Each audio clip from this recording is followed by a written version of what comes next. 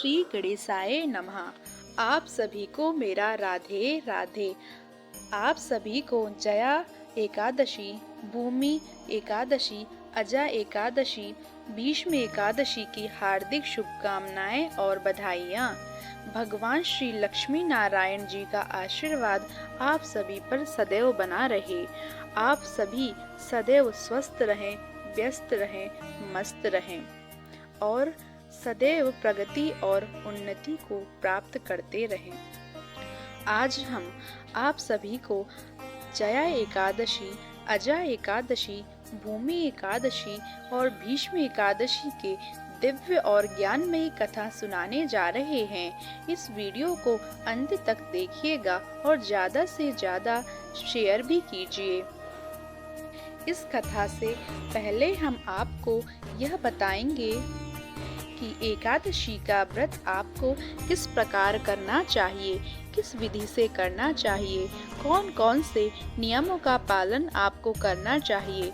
माघ मास के शुक्ल पक्ष की जया एकादशी का आरंभ सोमवार की सुबह 19 फरवरी 2024 सुबह 8:51 पर हो जाएगा, जो कि 20 फरवरी 2024 मंगलवार की सुबह 9:56 पर एकादशी तिथि समाप्त हो जाएगी।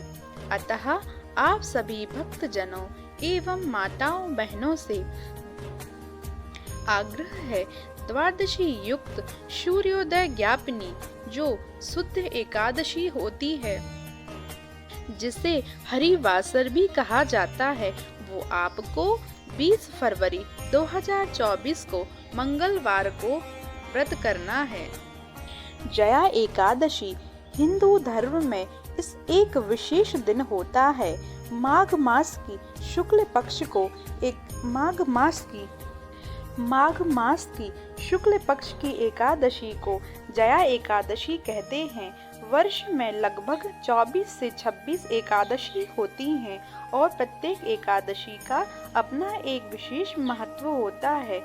इस प्रकार जया एकादशी का भी है। यह एकादशी बहुत ही पुण्य और इस एकादशी का व्रत करने से व्यक्ति नीच योनि जैसे भूत, प्रेत, पिशाच की योनि से मुक्त हो जाता है। जया एकादशी के दिन भगवान विष्णु की पूजन की जाती है। जया एकादशी को दक्षिण भारत के कुछ हिंदू समुदायों, विशेष रूप से कर्नाटक और आंध्र प्रदेश राज्यों में भूमि एकादशी और भीष्म एकादशी के रूप में भी जाना जाता है। आज हम बताएंगे इसका महत्व। जया एकादशी के बारे में पद्म पुराण और भविष्य पुराण में बताया गया है। जया एकादशी के महत्व के बारे में भगवान श्री कृष्ण ने युधिष्ठिर को बताया कि यह व्रत करने से ब्रह्म हत्या जैसे पाप भी मुक्ति हो जाती है। माघ का महीने में भगवान शिव की पूजन के लिए भी बहुत शुभ है। इसलिए जया एकादशी भगवान शिव और विष्णु दोनों के भक्तों के लिए बहुत ही महत्वपूर्ण है। जया एकादशी के दिन पूरे समर्पण के साथ भगवान विष्णु की पूजा की जाती है। व्रत करने वाले व्यक्ति को सूर्योदय के समय उठना चाहिए और स्नान करना चाहिए। भगवान विष्णु की एक छोटी मूर्ति पूजन स्थल पर रखी जाती है और भक्त भगवान को चंदन का लेप, तिलक कर तिल, फल, दीपक और धूप चढ़ाते हैं। इस दिन विष्णु सहस्त्र नाम और नारायण स्तोत्र का पाठ भी करना बहुत ही शुभ माना जाता है। द्वादशी के दिन ब्राह्मणों को भोजन करवाकर उन्हें जनेऊ सुपारी देकर विदा करें और फिर द्वादशी के दिन भोजन करें। जया एकादशी की व्रत कथा। नंदनवन में उत्सव चल रहा था। उस उत्सव में सभी देवता, सिद्ध संत और दिव्य पुरुष वर्तमान थे। उस समय गंधर्व गायन कर रहे थे और गंधर्व कन्याएं नृत्य प्रस्तुत कर रही थीं। सभा में माल्यवान नामक एक गंधर्व और पुष्पवती नामक गंधर्व कन्या का नृत्य चल रहा था। इसी बीच पुष्पवती की नजर जैसे ही माल्यवान पर पड़ी, वह उस पर मोहित हो गई। पुष्पवती सभा की मर्यादा को भूलकर ऐसा नृत्य करने लगी कि माल्यवान उसकी ओर आकर्षित हो। माल्यवान गंधर्व कन्या की भंगिमा को देखकर शुद्ध बुद्ध खो बैठा और गायन की मर्यादा से भटक गया, जिससे सुर ताल उसके साथ छोड़ गए। इंद्र को पुष्पवती और माल्यवान के अमर्यादित कृत्य पर बहुत ही क्रोध आया और उन्होंने दोनों को ही शाप दे दिया कि आप स्वर्ग से वंचित हो जाएं और पृथ्वी पर निवास करें। मृत्यु लोक में यदि नीच पिशाच योनि आप दोनों को प्राप्त हो। इस शाप से तत्काल दोनों ही पिशाच बन गए और हिमालय पर एक वृक्ष पर दोनों का निवास बन गया।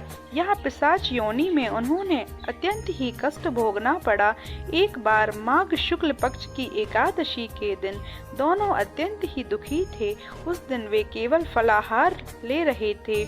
रात्रि के समय दोनों को बहुत ही ठंड लग रही थी, अतः दोनों रात भर साथ बैठ जागते ही रहे। ठंड के कारण दोनों की मृत्यु हो गई। अनजाने में जया एकादशी का व्रत हो जाने से दोनों को पिशाच योनि से मुक्ति भी मिल गई। अब माल्यवान और पुष्पवती पहले से भी सुंदर हो गई और स्वर्ग में उन्हें स्थान मिल गया। देवराज ने जब दोनों को देखा तो चकित ही रह गए और पिशाच योनि से मुक्ति कैसे मिली यह कारण पूछा।